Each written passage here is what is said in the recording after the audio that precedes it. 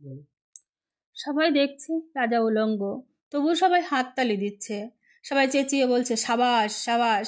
কারো মনে সংস্কার, কারো ভয়।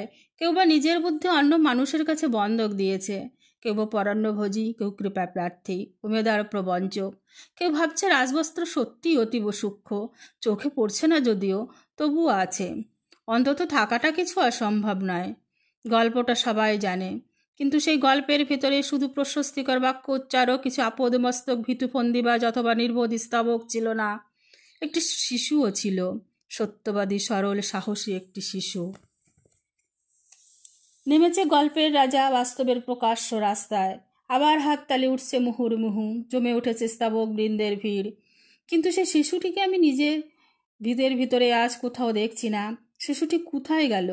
কেউ কি তাকে কোনো গোপন গুহায় লুকিয়ে রেখেছে, নাকি সে পাথর ঘাস মাটি নিয়ে খেলতে খেলতে ঘুমিয়ে পড়েছে কোনো দূর নির্জন নদীর ধারে, কিংবা কোনো প্রান্তরে গাছের ছায়ায়? যাও, তাকে যেমন করেই হোক খুঁজে আনো। সে এসে একবার এই উলঙ্গ রাজার সামনে নির্ভয়ে দাঁড়াক। সে এসে একবারে হাততালির ঊর্ধ্বে গলা তুলে জিজ্ঞাসা করুক, রাজা, তোর কাপড় কোথায়?